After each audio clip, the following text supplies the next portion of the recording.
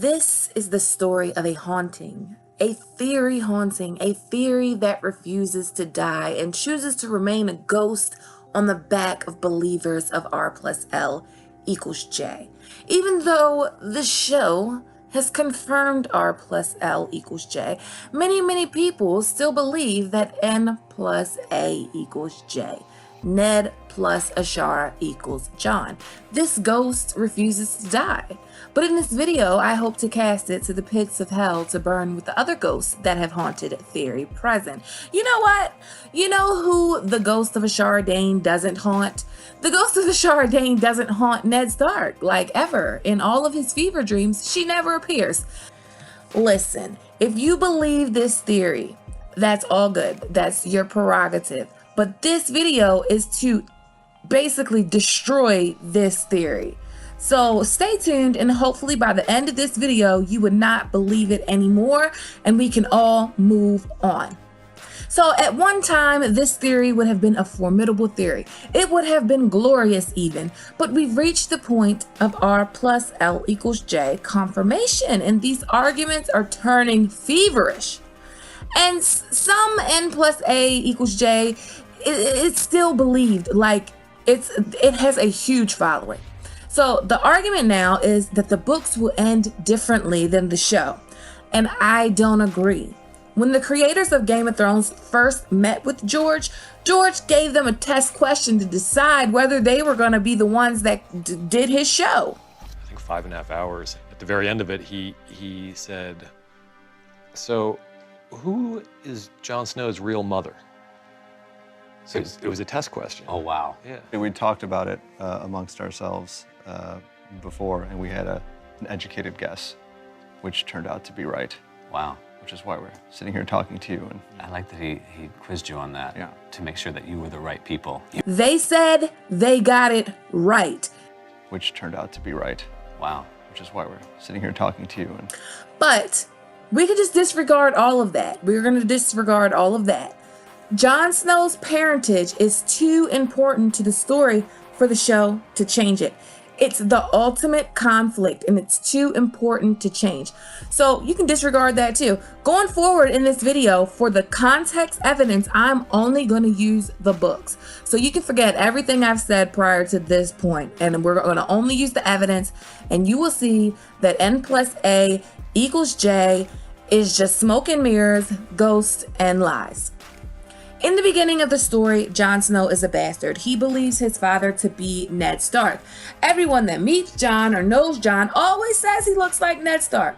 Call the jury. Call the jury, bring the jury in. We got the smoking gun. I don't think so. No.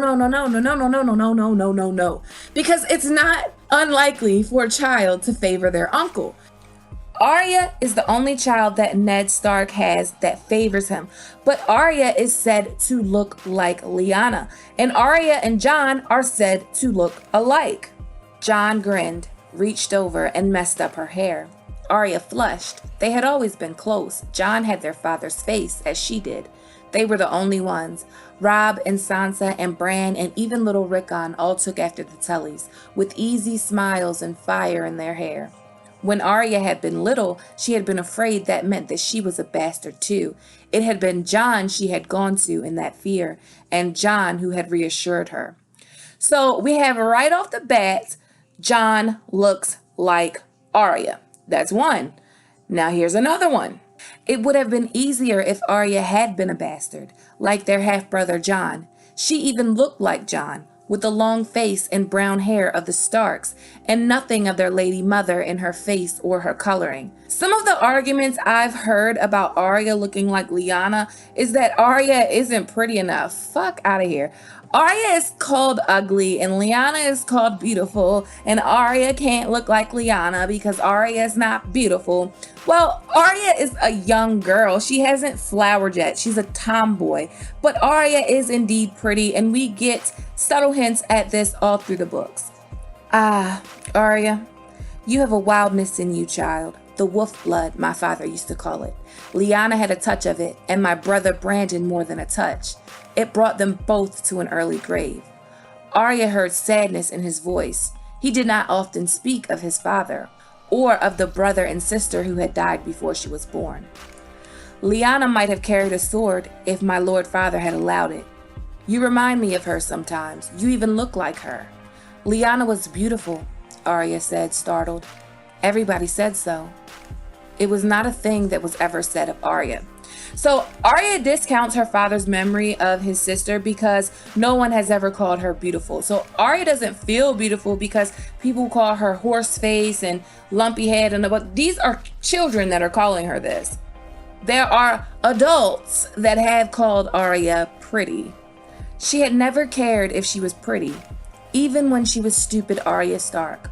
Only her father had ever called her that. Him and Jon Snow sometimes. Her mother used to say she could be pretty if she would just wash and brush her hair and take more care with her dress, the way her sisters did. To her sister and sister's friends and all the rest, she had just been Arya Horseface. Her sister and her sister's friends were cunts, we all know that. But anyway, in Bravos, when she wore the face of the ugly little girl, the kindly man tells her this. The city watch is looking for a certain ugly girl, known to frequent the Purple Harbor, so best you have a new face as well. He cupped her face and turned her head this way and that, nodded. A pretty one this time, I think. As pretty as your own. So Arya's not ugly. Arya looks like Lyanna. In A Dance with Dragons, Bran has visions and mistakes Lyanna as Arya. The rest of his father's words were drowned out by a sudden clatter of wood on wood. Eddard Stark dissolved like mist in the morning sun.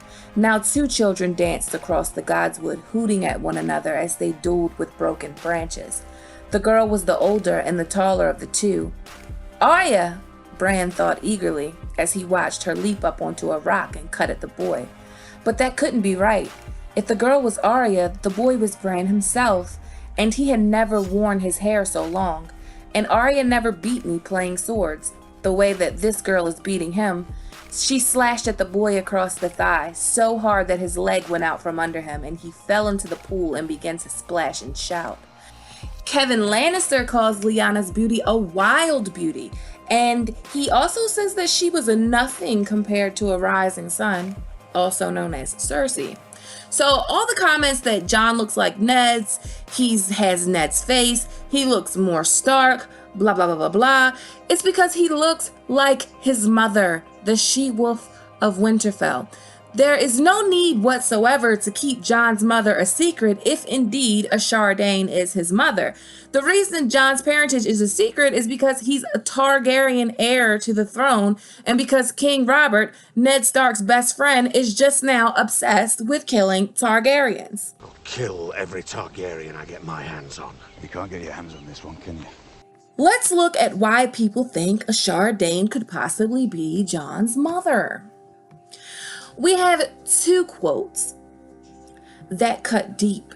Ned would not speak of the mother, not so much as a word, but a castle has no secrets, and Catelyn heard her maids repeating tales they heard from the lips of her husband's soldiers. They whispered of Sir Arthur Dayne, the Sword of the Morning, deadliest of the 7 knights of Aerys' Kingsguard, and how their young lord had slain him in single combat. And they told how afterward Ned had carried Sir Arthur's sword back to the beautiful young sister who awaited him in a castle called Starfall on the shores of the Summer Sea.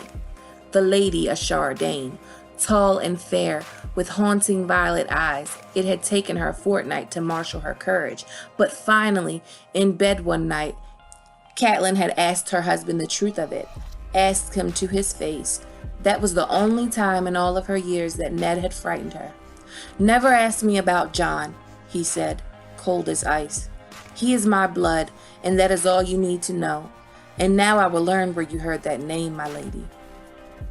She had pledged to obey, she told him, and from that day on the whispers had stopped, and Ashara Dayne's name was never heard in Winterfell again. Whoever Jon's mother had been, Ned must have loved her fiercely, for nothing Catelyn said would persuade him to send the boy away. So Ashara Dayne is whispered to be Jon's mother amongst soldiers and servants, and these whispers have reached everywhere in Westeros, apparently, because Cersei heard these whispers too. "How dare you play the noble lord with me? What do you take me for? You've a bastard of your own, I've seen him. Who was the mother, I wonder? Some Dornish peasant you raped while her holdfast burned? A whore? Or was it the grieving sister, the Lady Ashara? She threw herself into the sea, I'm told. Why was that? For the brother you slew or the child you stole? Tell me, my honorable Lord Eddard, how are you any different from Robert or me or Jamie? That's the thing right there. Ned is different than them. Ned is way more honorable than Robert, Cersei, and Jamie. Ned doesn't have a bastard, and it's proven in the same conversation. Cersei asks Ned, "Do you love your children?" Ned replies, "With all my heart. No less than I love mine." Ned thought, if it came to that, the life of some child I did not know, against Robb and Sansa and Arya and Bran and Rickon, what would I do? He does not name Jon. He names his children. But then he goes on to say, even more so, what would Catelyn do if it were Jon's life against the children of her body? He did not know, and he prayed he never would. And that's probably why he never told Catelyn the truth, because I don't think he trusted her. Anyway, I think that statement leads huge credence to the fact that Jon is not a son of Ned Stark, because when Ned lists off his children, he does not include Jon. But it is likely that Ned did have some romantic fling with Ashara Dayne at the tourney of Harrenhal, and whatever happened, happened while Brandon Stark was still alive. Edric Dayne pretty much debunks the whole Ashara Dayne is Jon's mother story thing, because Edric says that Wylla is Jon's mother, and he, of all people, would know if his aunt Ashara Dayne was the mother of Jon Snow. If she's the mother, there's no need for all of this shit to be secretive. There's no reason to hide it. What is the reason to hide that he is the son of Ashara Dayne? There's no reason to hide that. Now, let's look at Ned Stark's fever dreams. Now, you would think that if Ned Stark loved Ashara Dayne so much that he raised his bastard with her at Winterfell and shushed whispers to protect her honor, then why does he not ever dream of her? Why doesn't her memory haunt him? Lyanna haunts him. The promise he made to Lyanna and what that cost him, that's what haunts him, not Ashara Dayne. He never has a single fucking thought of Ashara Dayne. Never. But back to the quote from Catelyn. Whoever Jon's mother had been, Ned must have loved her fiercely. He couldn't have loved Ashara fiercely if he never fucking thinks about her, ever. But he thinks a lot about Lyanna. Lyanna is the ghost that haunts Ned, not Ashara. Ashara is a lie. Ashara was a plot device to move the story along, to give the readers an illusion of who Jon's mother could be. Wylla was there to give options without giving options. How many times have rumors and whispers been correct in A Song of Ice and Fire? Marinate on that a little bit. Not many. Catelyn says whoever Jon's mother had been, Ned must have loved her fiercely. And from Ned's POV, we learn this. Lyanna had only been 16, a child woman of surpassing loveliness. Ned had loved her with all his heart. And that's Jon's mother. But let's look at the Tower of Joy. The Kingsguard is there. The Sword of the Morning is there guarding this tower. Ashara Dayne is in the tower. Why the fuck are the Kingsguard guarding little Ned Sand, little Ned Stark, or little Ned Dayne? They have no reason to. The Kingsguard follows the king, protects the king. If Rhaegar fell in battle, the Kingsguard need to protect the heir to the Iron Throne. That heir is Jon Snow, not some bastard out of Starfall. When Daenerys is in the House of the Undying, she sees the blue rose. The blue rose represents Lyanna. She sees it growing from the chink in the wall of ice. That represents Jon Snow.